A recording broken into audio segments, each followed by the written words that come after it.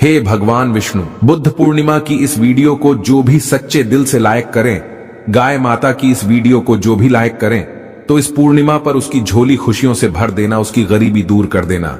जय श्री हरि जी, जय माता लक्ष्मी जी।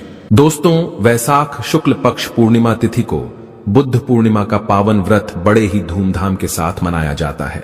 इस वर्ष वैशाख शुक्ल पक्ष पूर्णिमा तिथि 23 मई 2024 दिन बृहस्पतिवार को मनाया जाएगा। यद्यपि कि पूर्णिमा तिथि का आरंभ 22 मई 2024 दिन बुधवार को दिन में 5:57 से आरंभ हो जाएगा, जो 23 मई 2024 दिन बृहस्पतिवार को सायंकाल 6:41 तक। इसी कारण से उदयकालिक पूर्णिमा तिथि 23 मई को बुद्ध पूर्णिमा का पावन पर्व मनाया जाएगा। ऐसे में गुरु यानी गुरुवार का दिन सबसे बड़ा होता है और गुरु पूर्णिमा गुरुवार के दिन पढ़कर 4 चांद लगा रही है। इस दिन दान पुण्य करने से राहु दोष, पितृदोष, मंगल दोष, यहां तक कि काल सर्प दोष भी दूर हो जाएगा। इस दिन चुपके से गाय माता को खिला देना, यह एक चीज अमीर गरीब सभी लोग गाय माता को पूर्णिमा के दिन यह चीज जरूर खिलाते हैं। आप भी खिलाएं और अपना भाग्य बदलें। दोस्तों, गाय की सेवा करने से, गाय को रोटी खिलाने से क्या फल मिलता है? गाय के किस अंग को स्पर्श करने से रोग नष्ट होते हैं? गाय को नमस्कार करने से क्या फल मिलता है? इसके मनुष्य को कितने फायदे मिलते हैं? आज इस प्राचीन महान कथा के माध्यम से हम आपको बताते हैं।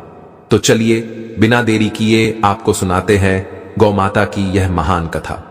दोस्तों, एक बार देवर्षि नारद भगवान श्री कृष्ण से मिलने के लिए द्वारका नगरी में पधारते हैं। भगवान श्री कृष्ण के पास आकर नारद जी उन्हें प्रणाम करते हैं। देवर्षि नारद को देखकर भगवान श्री कृष्ण प्रसन्न हो जाते हैं और पूछने लगते हैं, हे देवर्षि, आपका द्वारका में स्वागत है। आज किस प्रयोजन से द्वारका में आने का आपने निर्णय लिया? देवर्षि नारद हर्ष के साथ कहने लगते हैं, हे प्रभु, आप तो सब कुछ जानते हैं, फिर भी इस दास से पूछ रहे हैं। भला आपसे कोई बात छिपी हुई है? मेरे मन में क्या प्रश्न है, आपको भली भांति पता है। भगवान श्री कृष्ण कहते हैं, हे देवर्षि, मैं आपकी द्विधा को जानता हूं और यह भी जानता हूं कि आप समस्त मनुष्य जाति के कल्याण के लिए ही आज यहां पर पधारे हैं। आप निसंकोच होकर पूछें, आपके मन में जो भी प्रश्न हो। फिर देवर्षि कहने लगते हैं, हे प्रभु, यदि आप चाहते हैं तो मैं आपसे एक प्रश्न पूछने की चेष्टा करता हूं। प्रभु, मैं आज पृथ्वी लोक का भ्रमण कर रहा था तो मैंने बड़ा ही विचित्र दृश्य देखा। मैंने देखा कि कुछ दुष्ट मनुष्य गायों को मार रहे थे, वहीं दूसरी ओर कुछ मनुष्य गायों की पूजा भी कर रहे थे। तो प्रभु, यह दृश्य देखकर मुझे बड़ी व्यथा हुई। मनुष्य खुद के स्वार्थ के लिए निष्पाप पशुओं पर अत्याचार क्यों करता है? हे प्रभु, मेरे मन में यह जानने की जिज्ञासा हो रही है कि जो मनुष्य गाय की सेवा करता है, उसकी पूजा करता है, उसे क्या फल मिलता है, और जो पापी गायों पर अत्याचार करता है, उन्हें कौन सा दंड मिलता है? इस प्रकार से नारद जी द्वारा पूछे जाने पर भगवान श्री कृष्ण मुस्कुराते हुए कहने लगते हैं, हे देवर्षि, आपने बहुत ही उत्तम प्रश्न किया है। जो गायों को कष्ट देता है उसे तो उसके पाप कर्मों के लिए नरक में दंड अवश्य मिलता है, किंतु जो गायों की सेवा करता है उन्हें उत्तम लोकों की प्राप्ति होती है। गायों की सेवा करने से पृथ्वी लोक पर और परलोक में मनुष्य को कौन सा फल मिलता है, मैं आपको इस कथा के माध्यम से समझाता हूं। हे देवर्षि, आप इस कथा को ध्यान से पूरा जरूर सुने। इस कथा को जो भी मनुष्य सुनता है और इसका प्रचार करता है, उसके समस्त पाप नष्ट हो जाते हैं, उसे धन धान्य की प्राप्ति होती है और मृत्यु के बाद वह मेरे धाम गोलोक में जाता है। देवर्षि कहने लगते हैं, हे प्रभु, यह मेरे सौभाग्य है कि आपके मुख से मुझे यह कथा सुनने को मिल रही है। मैं इस कथा को ध्यान से पूरा सुनूंगा और इसका प्रचार मनुष्यों में करूंगा।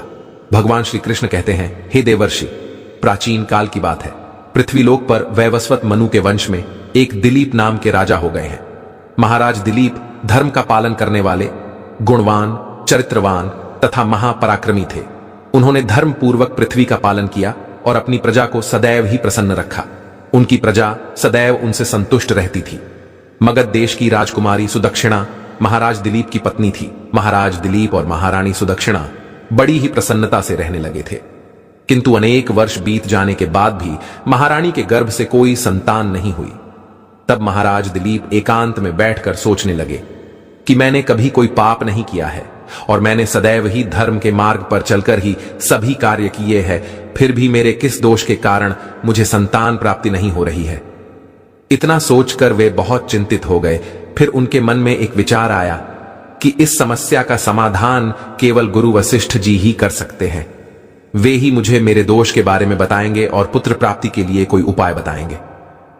इतना सोचकर महाराज दिलीप अपनी पत्नी के साथ गुरु वशिष्ठ जी के आश्रम पर पहुंच गए।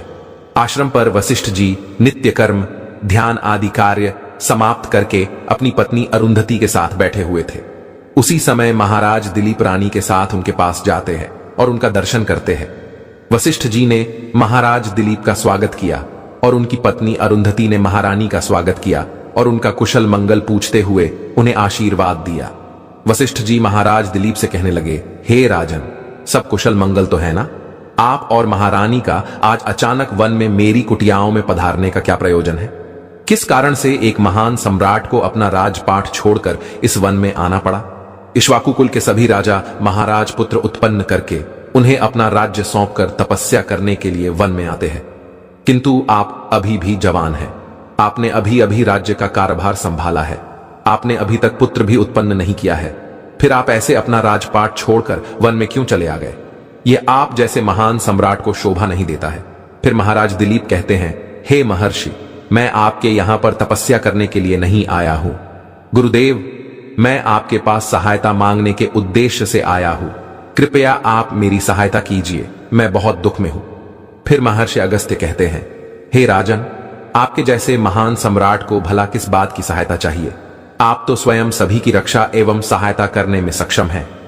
महाराज दिलीप कहते हैं, हे गुरुदेव, मैं आपके पास यह जानने के लिए आया हूं कि किस दोष के कारण मुझे अभी तक पुत्र की प्राप्ति नहीं हुई है। कृपया आप अपनी दिव्य शक्ति से जानकर मुझे मेरा दोष बताइए और उस दोष के निवारण के लिए उपाय भी अवश्य बताइए। पुत्र के बिना मेरा जीवन व्यर्थ हो जाएगा, मुझे मुक्ति नहीं मिलेगी। तब महर्षि अगस्त्य कहते हैं, हे राजन, ये तो आश्चर्य की बात है, मैं अवश्य आपकी सहायता करूंगा। फिर महर्षि अगस्त्य अपनी दिव्य दृष्टि से महाराज के भूतकाल को देखने लगते हैं तो उन्हें राजा की एक भूल के बारे में पता चलता है। महर्षि अगस्त्य महाराज से कहते हैं, हे राजन, आपसे एक बड़ी भूल हुई है जिसका आपको ज्ञान नहीं है। जब आप इंद्रलोक में देवराज से मिलकर लौट रहे थे, तभी मार्ग में एक कल्प वृक्ष के नीचे खड़ी गाय और उसके बछड़े को आपने दुर्लक्ष्य कर दिया था। वह गाय और उसका बछड़ा अत्यंत भूखे और कष्ट में थे। आपने उस कामधेनु गाय को ना भोजन कराया और ना ही उसे नमस्कार किया। उस गाय ने आपसे सहायता भी मांगी, किंतु आप अपनी प्रसन्नता में खोए हुए थे और आपको उस गाय की पुकार भी सुनाई नहीं दी। आपकी कृतज्ञता को देखकर वह गाय अत्यंत दुखी हुई और उसने आपको श्राप दे दिया है। हे राजन, जो मनुष्य गाय को कष्ट में देखकर उसकी सहायता नहीं करता, भूखी गौ माता को भोजन नहीं कराता, उसे तो महापाप लगता है और उसी गाय के श्राप के कारण आपकी कोई संतान नहीं है। इस प्रकार से महर्षि अगस्त्य ने महाराज दिलीप को उनके दोष के बारे में बता दिया, जिसे सुनकर महाराज बहुत दुखी हुए और पश्चाताप करते हुए कहने लगे, हाय, ये मैंने क्या कर दिया? मुझ पर धिक्कार है। मेरी ही मूर्खता के कारण एक गाय को और उसके कोमल बछड़े को इतना दुख सहन करना पड़ा। मुझे तो अब राजा बने रहने का भी अधिकार नहीं है। महाराज महर्षि अगस्त्य से कहते हैं, हे गुरुदेव, मैं अपनी इस भूल को सुधारना चाहता हूं। कृपया आप ही मुझे कोई उपाय बताइए जिससे मैं इस घोर पाप से मुक्ति पा सकूं। मेरा अपराध क्षमा के योग्य नहीं है, किंतु फिर भी मैं प्रायश्चित करना चाहता हूं। फिर महर्षि अगस्त्य कहने लगते हैं, हे राजन, आप दुखी ना हो, इस दोष से मुक्ति का उपाय अवश्य है।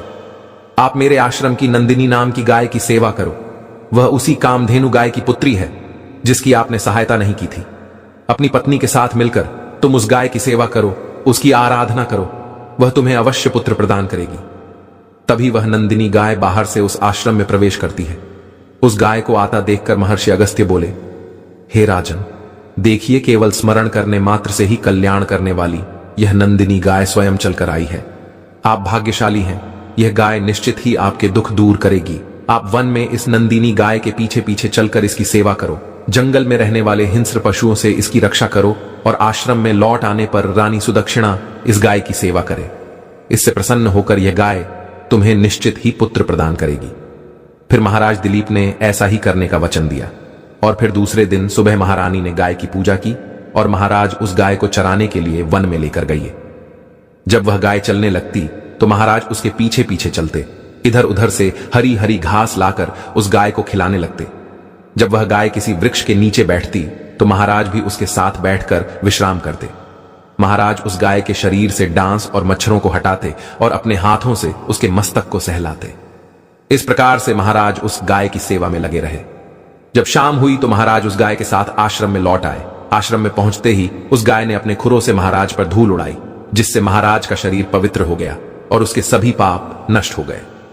फिर महारानी सुदक्षिणा ने आगे आकर नंदिनी की अगवानी की और विधिपूर्वक उस गाय का पूजन किया तथा बारंबार उसके चरणों में मस्तक झुकाया। फिर उस गाय की प्रदक्षिणा करके हाथ जोड़कर वह उसके आगे खड़ी हो गई। फिर उस गाय ने उस रानी की पूजा को स्वीकार किया और रानी पर अपनी दृष्टि डालकर उसके सभी दोष समाप्त कर दिए। गाय की दृष्टि पड़ते ही रानी अत्यंत पवित्र हो गई। इस प्रकार से महाराज दिलीप को उस नंदिनी गाय की सेवा करते हुए 20 दिन बीत गए। फिर 21वें दिन महाराज जब गाय को लेकर वन चले गए तो वह गाय चरते चरते हिमालय पर्वत पर चली गई और महाराज भी उसके पीछे पीछे चले गए। वहां उस पर्वत पर खड़े होकर महाराज उस हिमालय पर्वत की सुंदरता को निहार रहे थे। इतने में ही एक शेर ने आकर उस नंदिनी गाय को बलपूर्वक दबोच लिया। राजा को उस शेर के आने की आहट तक नहीं हुई। उस शेर के चंगुल में फंसी नंदिनी ने दयनीय स्वर से बड़े जोर से चीत्कार किया, हे महाराज मेरी रक्षा करो, हे महाराज मेरी रक्षा करो।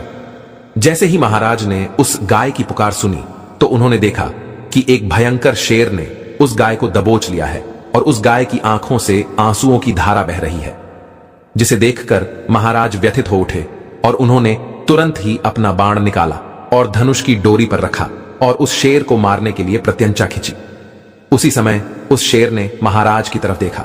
उस शेर की दृष्टि पड़ते ही महाराज का शरीर स्तब्ध हो गया, उनकी शक्ति क्षीण हो गई, उनका सारा बल नष्ट हो गया। अब उनके अंदर उस बाण को छोड़ने की भी शक्ति नहीं रही।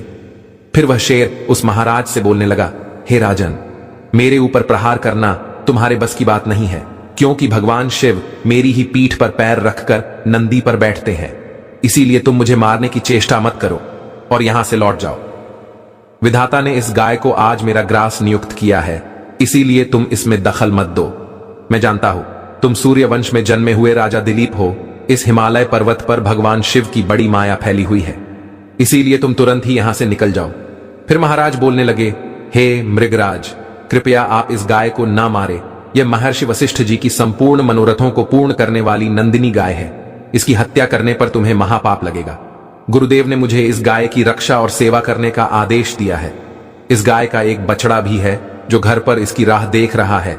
मैं इस गाय को मरने के लिए छोड़कर नहीं जा सकता। तुम भगवान शिव के सेवक हो, इसीलिए तुम्हारे हाथ से इस गाय को छुड़ाना मेरे लिए असंभव है। इसीलिए हे मृगराज, मेरी आपसे विनती है कि आप इस गाय को जीवनदान दो। इस गाय के बदले में मैं तुम्हें अपना शरीर समर्पित करता हूं, जिससे तुम्हारी भूख भी शांत हो जाएगी और इस गाय की रक्षा भी हो जाएगी और मेरे वचन का पालन भी हो जाएगा। साथ ही गौ रक्षा के लिए प्राण त्यागने से मुझे उत्तम गति की प्राप्ति होगी। इतना कहकर महाराज उस शेर के सामने हाथ जोड़कर बैठ गए और आंखें बंद की। फिर अचानक से उस राजा के कानों में स्वर पड़े, बेटा उठो, मैं तुम्हारी सेवा से अत्यंत प्रसन्न हूं। यह सुनकर महाराज उठ खड़े हुए और उन्होंने अपने सामने उस गाय को देखा और वह शेर कहीं दिखाई नहीं दे रहा था। तब वह नंदिनी गाय राजा दिलीप से कहने लगी, हे राजन, मैंने ही अपनी माया से शेर का रूप धारण करके तुम्हारी परीक्षा ली है। यमराज भी मुझे पकड़ने का विचार नहीं कर सकते। मेरी रक्षा के लिए तुम अपने प्राण देने के लिए तैयार थे, इसीलिए मैं तुम पर बहुत प्रसन्न हूं। अब तुम मुझे वरदान मांगो, जो तुम्हारी मनोकामना है वह कहो, मैं अवश्य पूर्ण करूंगी। महाराज दिलीप कहते हैं, हे गौ माता, मेरे मन में जो इच्छा है आप वह अवश्य जानती होंगी। कृपया मुझे पुत्र प्रदान कीजिए, मेरी यही कामना है। फिर उस नंदिनी गाय ने कहा, हे बेटा, तुम पत्ते के द्रोण में मेरा दूध लेकर उसका पान करो, इससे तुम्हें अत्यंत बुद्धिमान और गुणवान पुत्र की प्राप्ति होगी। महाराज दिलीप कहने लगे, हे माता, इस समय पर मैं आपके मधुर वचन सुनकर ही तृप्त हो चुका हूं। अब आप मेरे साथ आश्रम पर चलिए और मैं आपकी पूजा आराधना करके तथा मेरे अनुष्ठान को पूरा करके आपके अमृत समान दूध का पान करता हूं। उसके बाद महाराज दिलीप उस गाय को लेकर आश्रम चले गए। आश्रम में पहुंचने पर महारानी सुदक्षिणा ने आगे आकर उस गाय का पूजन किया। तब उस गाय ने कहा, हे महारानी, आप मेरी पीठ को स्पर्श करें, इससे आपको अत्यंत गुणवान, बलवान और विद्वान पुत्र की प्राप्ति होगी। फिर महारानी ने गाय की पीठ को स्पर्श किया। महाराज और महारानी ने उस गाय की विधिवत पूजा आराधना की और उनके अमृत के समान दूध को प्रसाद समझकर ग्रहण किया। उन दोनों की प्रसन्नता देखकर महर्षि वशिष्ठ कहने लगे, हे राजन, अब यह गाय तुम दोनों पर प्रसन्न है, तुम्हारी मनोकामना अवश्य पूर्ण होगी। जो भी मनुष्य गाय की सेवा करता है, उसे भोजन कराता है, उसकी प्रदक्षिणा करता है, उसके सभी मनोरथ सफल होते हैं। जो भी गाय की रक्षा करता है, उसकी कभी दुर्गति नहीं होती है। मृत्यु के बाद वह गोलोक में जाता है और भगवान श्री कृष्ण के साक्षात दर्शन करने का सौभाग्य उसे प्राप्त होता है। जो श्रद्धा पूर्वक गाय का दूध पीता है, वह सभी रोगों से दूर रहता है।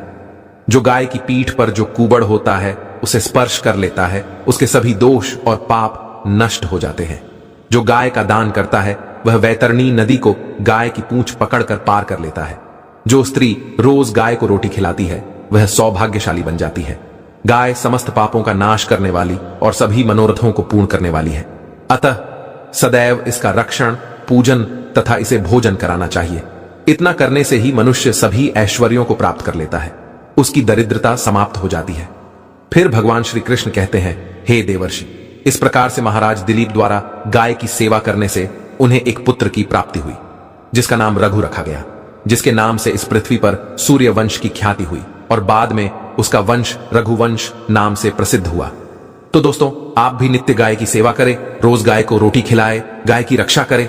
आपको यह कथा कैसी लगी कमेंट करके जरूर। पूरा वीडियो देखना बहुत ही महत्वपूर्ण वीडियो है, आपके लिए लाभकारी वीडियो है क्या दोस्तों। वीडियो का सबसे पहले तो आपसे रिक्वेस्ट करते हैं, भगवान विष्णु जी और माता लक्ष्मी के सच्चे भक्त वीडियो को लाइक कर देना और सच्चे दिल से कमेंट बॉक्स में जय श्री विष्णु, जय महालक्ष्मी, जय गौ माता जरूर लिख देना। जैसे आपकी समस्त मनोकामनाएं पूर्ण हो जाएं और ज्यादा से ज्यादा वीडियो को अपने दोस्तों में शेयर जरूर करना। चलिए शुरू करते हैं। कौन कौन से गाय से जुड़े उपाय। दोस्तों, सनातन परंपरा में गाय गंगा और गया तरी का बहुत ज्यादा धार्मिक महत्व है। मान्यता है कि माता के पर 33 कोटि देवी देवताओं का वास होता गौ माता की सेवा एवं पूजा करने वाले जातक पर इन सभी देवी देवताओं की कृपा बरसती है। गौ सेवा से न सिर्फ इस जन्म के बल्कि पूर्व जन्म के भी दोष दूर हो जाते हैं। प्रत्येक सुबह जब आपके घर में भोजन बना प्रारंभ हो तो सबसे पहले बनाई गई रोटी को आप गौ माता के नाम से निकाल दें और भोजन करने से पूर्व गौ माता को इस रोटी को खिलाएं। यदि संभव तो काली गाय को खिलाएं, यदि काली गाय न मिले तो सफेद गाय को भी हिला सकते हैं। प्रत्येक ऊर्जा और मांगलिक कार्य में गौ माता या उनसे जुड़ी चीजें जैसे गाय का गोबर, गोमूत्र, गाय का दूध अथवा गाय के दूध से बना भी जरूर शामिल करें, इससे आपको उन्हें की प्राप्ति होगी। सनातन परंपरा के अनुसार जिस घर में गाय होती है उस घर से जुड़े सभी वास्तु दोष हो जाते हैं। किसी भी पूजा में गाय से हासिल 5 मई युक्त प्रथा का उपयोग जरूर शामिल करें, क्योंकि पंचम के बिना कोई भी पूजा पाठ और हवन सफल नहीं होता। जहां दोस्तों व कृपा पाने के लिए प्रतिदिन, सप्ताह अथवा महीने में परिवार समेत एक बार गौशाला जाने का नियम जरूर बनाएं और वहां गायों को हरा जरूर खेल। इससे आपको शुभ फलों की प्राप्ति और साथ ही साथ गौ सेवा और ऊर्जा से 9 ग्रह शांत हो जाते हैं और इनसे जुड़े दोषों का निदान हो जाता है। गर्मियों में गौ माताओं को पानी पिलाएं और सदी में गौ माता को गुड़ जरूर खिलाएं। ध्यान रख कि गर्मियों में गाय को गुड़ खिलाएं। अनेक देवी देवताओं को अपने शरीर पर धारण करने वाली गौ माता से जुड़े कई शुभ और अशुभ संकेत भी होते हैं। मसलन गाय का दूध दुहते समय यदि गाय ठोकर मार दें और सारा दूध बिखर जाए तो अब शगुन होता है। यदि कोई निकल रहा हो और गाय अपने बछड़े को दूध पिलाती शाम में आ जाए तो निश्चित रूप से जिस यात्रा के लिए आप निकले हैं वह यात्रा आपके लिए जरूर ही सफल होगी और वह काम जिसके लिए आप निकले हैं वह जरूर ही होगा। यात्रा पर जाते समय बाएं ओर गए हैं कि आना और रात्रि में गाय की हुंकार करना भी शुभ होता है। दोस्तों, साथ ही साथ गाय के साथ आप भूल कर भी यह काम न करें, अन्यथा मिलता है घोर पाप और जीवन भर की परेशानियां। जी हां दोस्तों, गाय को राष्ट्रीय पशु बनाए जाने और इन्हें मौलिक अधिकार दिए जाने की बात है। तो सवाल उठता है कि गाय जब भारतीय संस्कृति का अहम हिस्सा है तभी गाय के साथ लोग खराब व्यवहार कैसे करें। लेते हैं गाय दर दर, भटकती रहती है, हर पर इन्हें चारा तक लोग नहीं देते। का जब तक दूध देती रहती है तो उनकी सेवा होती है और जैसे ही दूध देना बंद कर देती है तो लोग इन्हें उनकी किस्मत पर छोड़ देते हैं, सड़कों पर और गलियों में भटकने के लिए। ऐसे में गोवंशी जीवों को कोई डंडे से मारता है तो कोई उन पर पानी डाल देता है। कभी वाहनों से इन्हें ठोकर लग जाती है तो बीमार होकर बेचारी गाय दम तोड़ देती है। ऐसे में जरूरत है इन बातों को कि गाय को लेकर शास्त्रों में क्या कहा गया है, गाय के साथ आपको कैसा व्यवहार करना चाहिए। क्या आप दोस्तों, गाय को कभी भी मारना पीटना नहीं चाहिए। शास्त्रों में गाय को माता का दर्जा दिया गया है। गाय को मारने पीटने वाला माता को मारने पीटने वाले के समान पाप का भागी माना जाता है। ऐसे घरों को नरक लोक में वर्षों तक कष्ट भोगना पड़ता है, अगले जन्म में मिलता है। तथा है कि गौतम मुनि ने गलती से गाय को डंडा मार दिया, जिससे गाय की मृत्यु हो गई थी, और इस पाप से मुक्ति के लिए इन्हें वर्षों तक तपस्या करनी पड़ी। भगवान श्री कृष्णा जी ने स्वरूप में आए वृत्तासुर का वध कर दिया था, जिससे मुट्ठी के या भगवान श्री कृष्णा को संपूर्ण तीर्थों को एक झुंड में बुलाना पड़ा, और इस कुंड में स्नान से वह मुक्त हो गए थे। साथ ही साथ जो लोग पानी पी रहे को भगाते हैं, वे घोर पाप के भागी बनकर न भोगते हैं, ऐसा पुराणों में बताया गया है। जबकि जो लोग गाय के लिए या और चारागृह बनवाते हैं, वह मां होते हैं। ऐसे लोग घोर पाप से मुक्त होकर स्वर्ग पाए जाते हैं और बड़े ही धनवान कुंड में जन्म लेकर सुख भोगते हैं। और साथ ही साथ आराम कर रही गाय को कष्ट देकर कभी भी उठाना नहीं चाहिए। कहते हैं कि जिस स्थान पर गाय बैठी है, वहां से नकारात्मक ऊर्जा समाप्त हो जाती है। गाय के बैठने की जगह को जो लोग नियमित साफ रखते हैं, वे पूर्व जन्म में किए गए जाने अनजाने में पापों से मुक्ति हो जाते हैं और गोलोक में स्थान पाते हैं। गाय को डंडा मारकर उठाना, पानी डालकर उठाने से मनुष्य पाप का भागी है और अगले जन्म में उसे दर दर भटकना पड़ता है। और साथ ही साथ शास्त्रों में बताया गया है कि गाय का दूध उसके बछड़े के लिए होता है। गाय के बछड़े से हुआ दूध ही मनुष्य को लेना चाहिए, परंतु कुछ लोग एक बार गाय को दो लेने के बाद फिर से बछड़े के लिए हुआ दूध भी हो लेते हैं। ऐसा करना घोर पाप कहा जाता है। ऐसे दूध को दो हारने वाला और ग्रहण करने वाला दोनों ही पाप के भागी बन जाते हैं। दोस्तों, साथ ही साथ शास्त्रों में कहा गया है कि गोवंश यानी गाय और बैल के नहीं बैठना चाहिए। इनके एक पर बैठने से महापाप लगता है। ऐसे लोगों की यातना भोगनी पड़ती है। एकमात्र महादेव के अंश से उत्पन्न नंदी ही गौवंश ही है, जिस पर महादेव और महादेवी सवारी करती है। क्योंकि नंदी ने स्वयं अपनी इच्छा से महादेवी की सवारी बनना स्वीकार किया था। और साथ ही साथ शास्त्रों में गाय के दान को बहुत ही महत्व दिया गया है, परंतु ऐसी गाय का दान कभी नहीं करना चाहिए जो बूढ़े और बीमार हो। कठोपनिषद में नचिकेता की कथा भी इस गर्भ में है कि जिस नचिकेता ने पिता द्वारा बूढ़ी गाय को दान करने पर आपत्ति जताई थी, दूध देने वाली और बछड़े सहित जो लोग गाय का दान करते हैं, महान पुण्य को हासिल करके स्वर्ग में स्थान पाते हैं। दोस्तों, साथ ही साथ सूर्य चंद्र मंगल शुक्र की युति राहों से हो तो पितृ दोष होता है। यह भी मान है कि सूर्य का संबंध पिता से एवं मंगल का संबंध रक्त से होने के कारण सूर्य यदि शनि राहु या केतु के साथ स्थित हो या दृष्टि संबंधी हो तथा मंगल की युति राहु या केतु से हो तो पितृ दोष होता है। इस दोष से जीवन संघर्षमय बन जाता है। यदि पितृ दोष हो तो गाय को प्रतिदिन या किसी भी एकादशी, कोई किसी पूर्णिमा के दिन या अमावस्या को रोटी गुड़ चारा आदि खिलाने से पितृदोष समाप्त हो जाता है। साथ ही साथ देसी गाय की पीठ पर जो खुद को बड़ा होता है वह बृहस्पति गुरु है। 8 जन्मपत्री में यदि बृहस्पति नीच राशि मकर में वो सफल होगी। और साथ ही साथ यह संकेत भी जाने, यदि आप यात्रा पर जा रहे हैं और सामने आपके गाय पर जाएं अथवा अपने बछड़े को दूध पिलाती हुई सामने गाय दिखाई दे जाए तो समझ जाना कि वह यात्रा आपके लिए जरूर ही सफल होंगी। और साथ ही साथ घर में गाय होती है, उसमें वास्तु दोष स्वतः ही समाप्त हो जाता है। और साथ ही साथ आपको बता दें कि गाय को आप जो भी रोटी बनाएं, प्रतिदिन ताजी रोटी ही बनाएगा। को अगर आपने रोटी बनाई है तो कोशिश करें कि उस रोटी को आप तुरंत ही गाय को दे दें। अगर आप उस रोटी को रख देंगे और उस रोटी को अगले रोटी मानी जाएगी।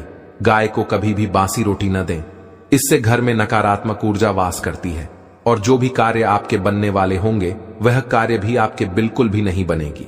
इससे आपके घर में हमेशा दरिद्रता आवास रहेगा और आप जिस भी कार्य को करेंगे उस कार्य में आपको हमेशा असफलता ही हाथ लगेगी। इसलिए को कोशिश करें गाय को रोजाना ताजी रोटी बनाकर खिलाएं और रोटी को बिल्कुल न रखें। बासी रोटी गाय को न दें, और साथ ही साथ सदी की गाय को नहीं खिलानी चाहिए कि घर में कोई फल है, कोई सब्जी है। सर जाए तो लोग क्या करते हैं, गाय को खिला देते हैं। नहीं, ऐसा नहीं करना चाहिए। ऐसा करने से यदि आप गाय को खिलाते हैं तो और पाप के भागी बन जाते हैं। आप बिल्कुल भी सड़ी गली चीजें गाय को ना खिलाएं और 7 आटे की लोइयां बनाकर उनके ऊपर हल्दी लगाएं। इसके बाद आप उन 11 दोषियों को एक एक करके को खिलाएं। प्रत्येक लोई को खिलाते समय गाय के सींग हो पर हाथ फेरें, पीठ पर हाथ फेरा, मस्तक पर हाथ फेरा। माता कहा कि आप चरण के स्पर्श करें। जहां दोस्तों ऐसा करने से आपके समस्त कार्य बनने लगेंगे। जो दुख का समय चल रहा है वह भी समाप्त होगा। आपके जीवन में खुशियां ही खुशियां होंगी। और एक बार आप 7 बार गाय की परिक्रमा भी कर लें तो आपके समस्त कार्य पूर्ण होंगे। साथ ही साथ आप गाय को जब भी रोटी दे, रोटी पर या तो आप थोड़ी हल्दी लगा लें या थोड़ा गुड़ रख लें, तब गाय को खिलाइए। आशा है आज की प्रस्तुति आपको समझ आ गई होगी। पर वीडियो अच्छा लगा हो तो चैनल को सब्सक्राइब करके वीडियो को लाइक कर दीजिए।